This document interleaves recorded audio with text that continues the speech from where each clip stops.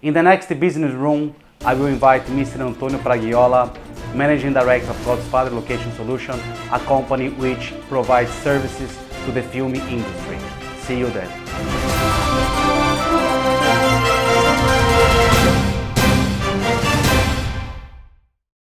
Welcome to the program Business Room. My name is Rodolfo Basilio. I am Vertice Services Managing Director, a company which has helped business people to start up their own business here in UK.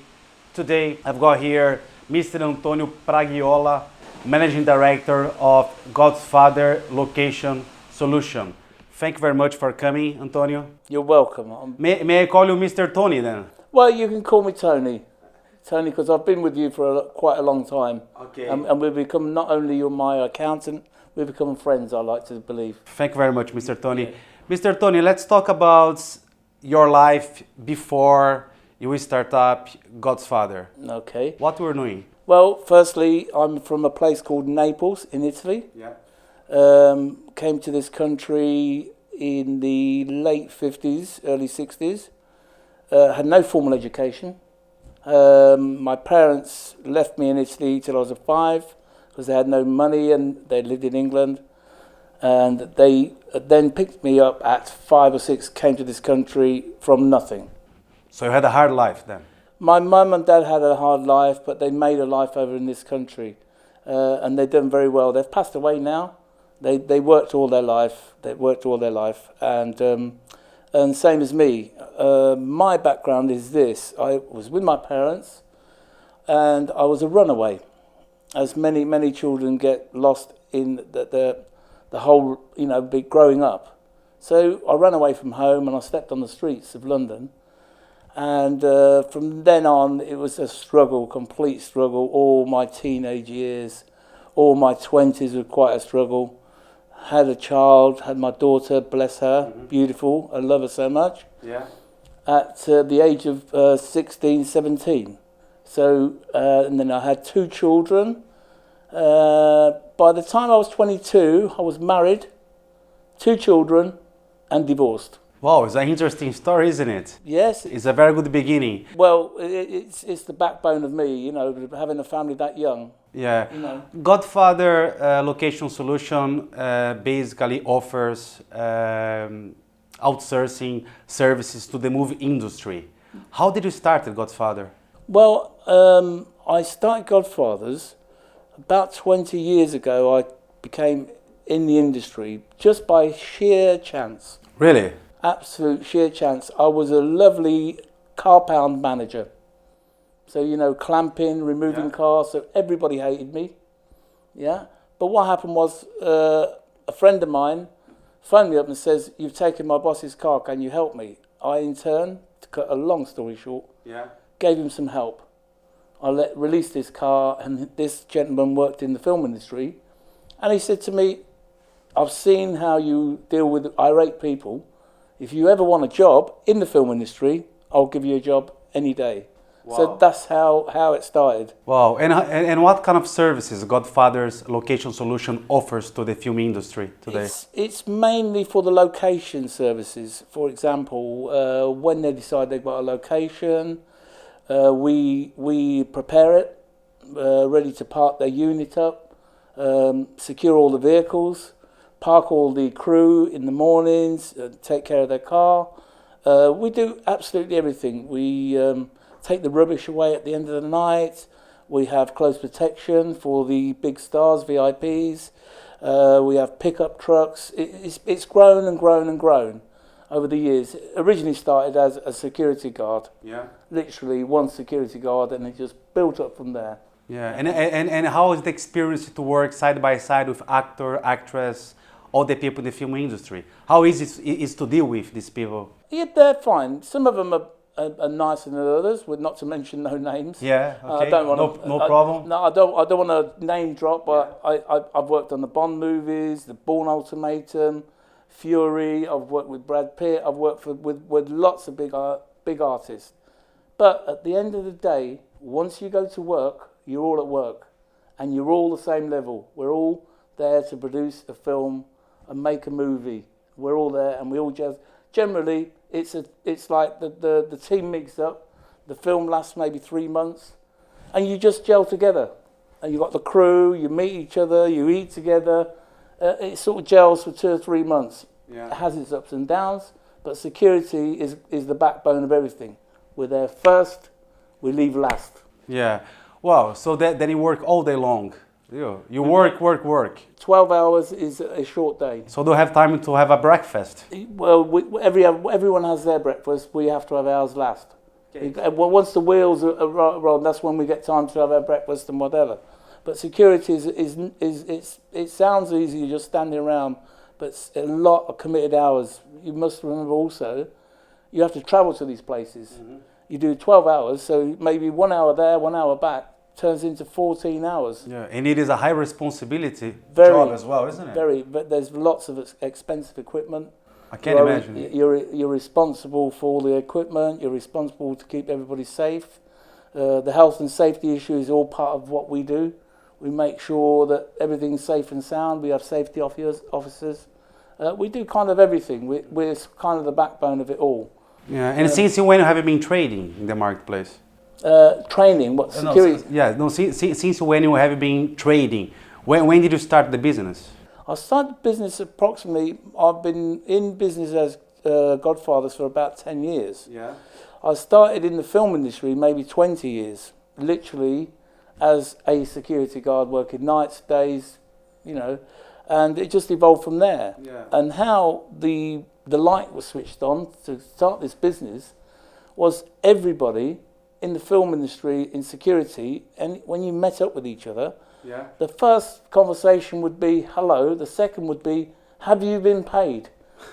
Have you been paid by this company? Has this company paid you? Yeah. So what is this difficulty in being paid in the industry? Well, the production companies tend to drag their feet. Really? So on the scale of things, we're not the important ones. We're right at the bottom of the scale. So what was happening in the industry is the security guards were working and not getting paid. They were the last. You might have to wait 8 weeks. It's a long time, isn't it? We're talking about 2 months. It's a long time, and don't forget you need running costs. You have to pay your bills. So the idea came from, I thought, hang on, if I could pay these security guards in a certain way, that would work. I'm going to make my commission out of it, but you are guaranteed to say, I've got my money this week. Every week they get paid. So does your company work directly for the film industry or work for production companies? We work for the production companies. How it works is this, is the location manager gets the job. He then decides on what security company he wants to use. Mm-hmm. So he uses us, but we work directly, invoices go to the production company. I see. Now I can wait for my money for 2 months. But my guys, it's difficult for them. I pay them regularly, and they get their money, and I get my little percentage out of it. Yeah, so you must keep enough working capital to keep running costs all the time. And that's the whole backbone of my business, is to have a payroll.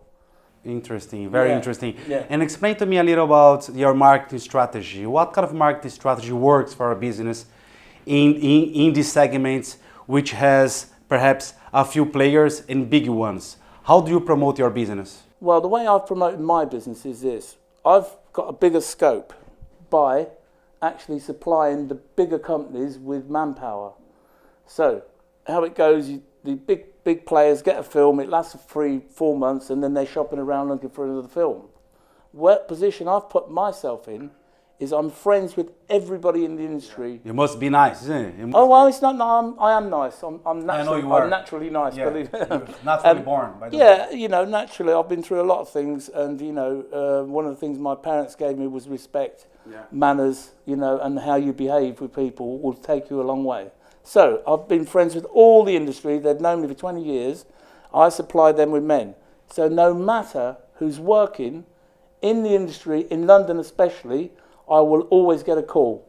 Yeah. I will always get a call and say, I need 4 men, I need 5 men, I need a pickup, I need rubbish collection, I need this. Could you give me examples of your clients at the moment? At the moment, what films we're working on? For example? Well, there's a certain film I'm not even allowed to say the or, name of it. Or which company? I'm not allowed to say the name of it. Okay. But it's to do with space and time. So that's the only clue I'm giving you. Okay, that's which fine. is a big number.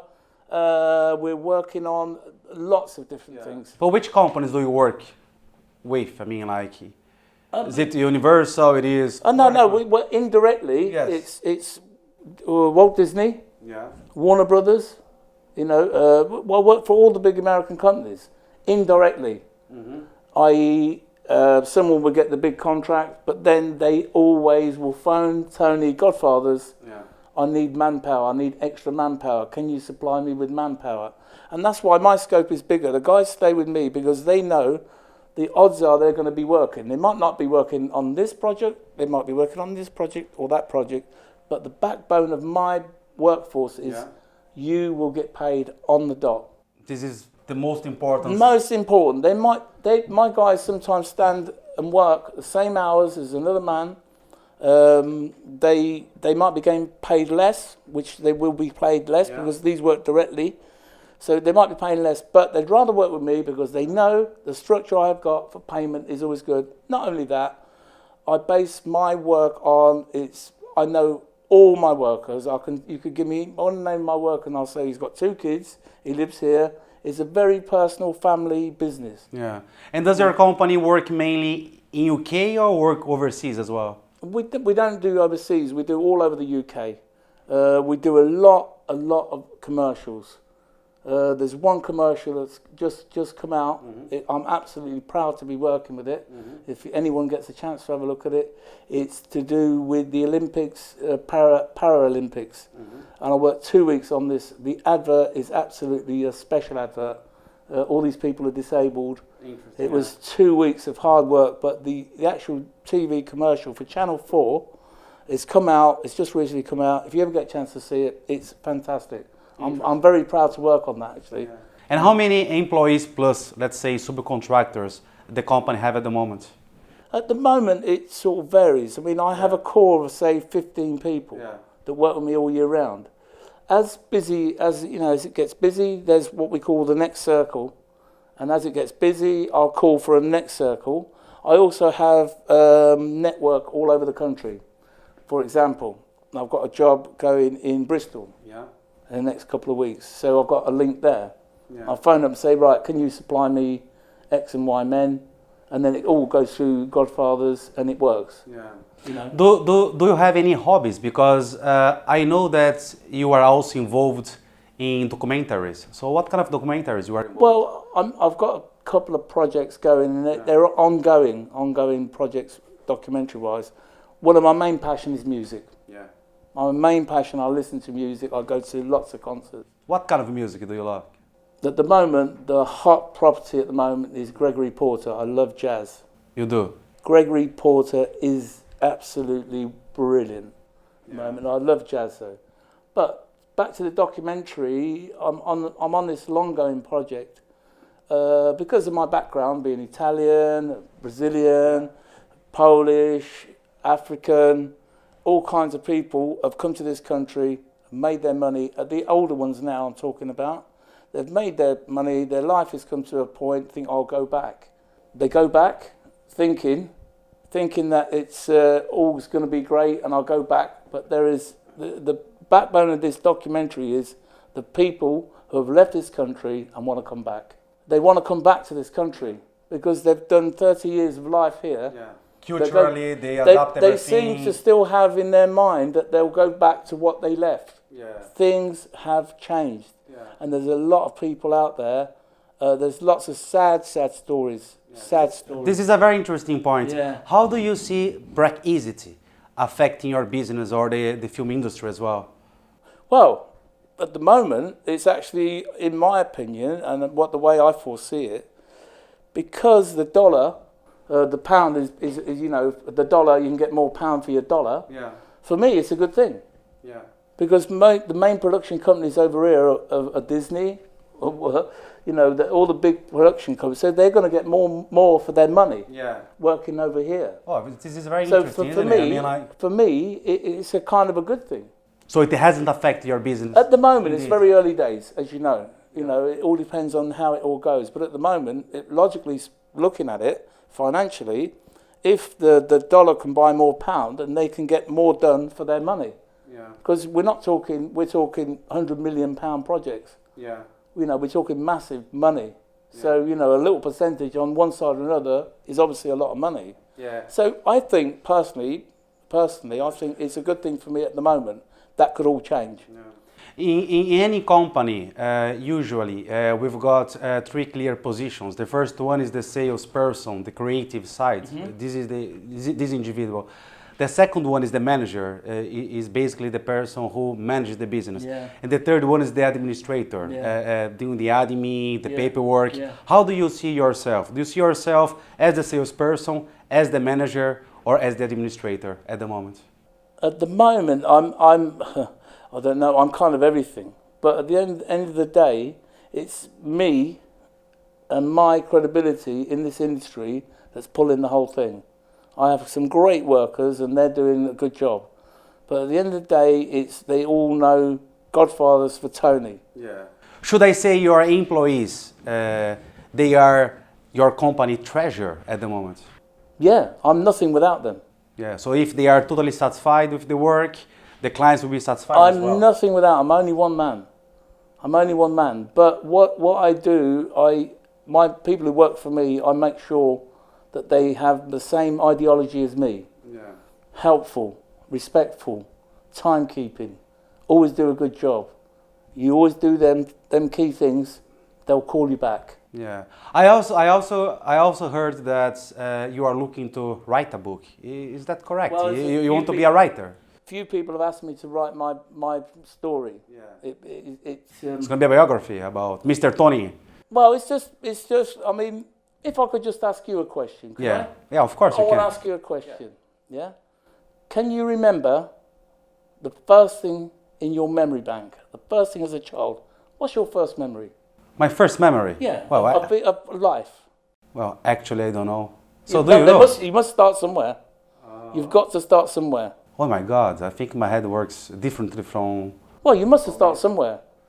Was it you? Perhaps I was like 8, 9, 10 years old. Yeah. Having fun with my friends in school. Yeah. Perhaps. So there you go. You've started somewhere. Yeah, I remember the uniform at least. Uniform, yeah. So everyone must have that first memory. Yeah. There's without a finish, there wouldn't be a start. Without a start, there wouldn't be a finish. So, my first memory of life was being pulled out of a fire. Oh my God. Oh my God. Yeah. So explain a little more about this to me. I have a scar here. What happened was I was conceived in England. My mum and dad already had 3 children. Yeah. They couldn't cope financially, so they decided, this is how I think it went. I'm sure I'm quite more or less right. My parents decided to have me to be in Italy. So my mum travelled to Italy in the 50s, late 50s, was a big feat in itself. Yeah. Born there, or left with my grandparents. Yeah. Now I remember my grandparents, they were still getting water from a well. Yeah. When I showed my daughter years on where I was born, my daughter said to me, she went, "What is this?" "Dad, you were born in a cave." That's what she said to me. I went, "Yeah." Well, it looked like a cave, so it wasn't a cave. Yeah. But them days, they cooked collectively on a big pot, and all the village, few people in that section of the village, they had a fire, and I fell in that fire. And the first memory I had was my grandfather picking me out, flames, me screaming, and my grandfather pulling me out. I've got a scar on my hand now. Yeah. That's my very first memory. So you're going to write it down, or you're going to start from the fire? Yeah, then? It's just, I'm going to start my life. I hope it will finish for water, isn't it? I've started to write it, and it's all sort of coming back. I'm doing more research on it to try and get it more to the truth as possible. But yeah, that's, it's a funny thing. I like to ask this question to everybody. Yeah. What's your first memory of life? Because I can now, gives me the opportunity to tell you what mine was. Yeah, it's a very good point. Yeah. Mr. Tony, what are the plans for the future? The plans for the future is to make sure my family has got something solid to go on with. Yeah. I come from a very, very poor background, you know, and I think this is normal for any man who's got children and grandchildren, is to make sure that you can leave them a kind of a legacy and a bit of a you know, foundations for their life to continue. Yeah, but are you planning to grow the business or? I am growing the business slowly, but I don't want to bite off more than I can chew. Of course. You know, I don't want to say I can do this and I can do that and I can't fulfill that commitment. So I'm slowly building it up. And I'm slowly, you know, my son-in-law, my sons are all coming into it, and as they get better and better, I'm backing off. So then it's going to get more, you know, in my opinion, it's going to get bigger and it's going to get bigger and it's going to get bigger. So that's what I hope. It's going to be a challenge as well, isn't it? Yeah, it's a challenge. There's a lot of people doing the same thing as I'm doing. Yeah, but you look like very satisfied, aren't you? I'm happy. I'm happy to see my family, you know, my daughter works, she runs the administration. My son-in-law is like my right-hand man. My son is my other right-hand man. That gives me two right hands. Yeah, wow, very good. Yeah. You know, so we all look after each other. When you come into my company, I make sure that you're looked after. You're part of a family, not just part of a business. Yeah. As I say, I pride myself in knowing my workers. I'm proud of you as well. Yeah. You have been our client since 2007, if Yeah, I'm not getting myself wrong. I'm slowly, And I can see how your company, you know, grew, how you have organized better your company. I mean, congratulations for the job you have been doing. Have some kind of goal in life. Get up in the morning and see what your challenges are and meet your challenges. Yeah. And are you looking to stay in London forever or looking to go back to Italy? I've got property out there, luckily enough. I've got property out there. I would never retire there because of basically what the documentary is talking about. It's not the same. I want to do what my mum did. What she did, she'd go, make me a ticket. Make me a ticket. Make me a ticket, meant get her a ticket to Italy. She'd go to Italy, spend 5 or 6 weeks there, get fed up. She'd phone us up again, make me a ticket, and she'd come back. So she sort of had a great life, really, in latter years. So she spent all the time she wanted until she got fed up, come back here. Until she got fed up, she went back there. So, you know, I kind of want to do the same thing. Yeah. There's no way that I can take my whole family to Italy, and I want to be next to my family. My granddaughters, my grandchildren are so absolutely beautiful. I love them to death. Very well. You know? Very well. Yeah. If someone would like to find out more information about Godfathers Location Solution, what's the website? The website is www.godfathers-uk.com. You're welcome to visit my website. Antonio Pragliola, thank you very much for coming to the program, yeah? It's been my pleasure. It's actually been my pleasure. Thank you very much for watching Business Room. See you next time. Thank you very much, Rodolfo Basílio.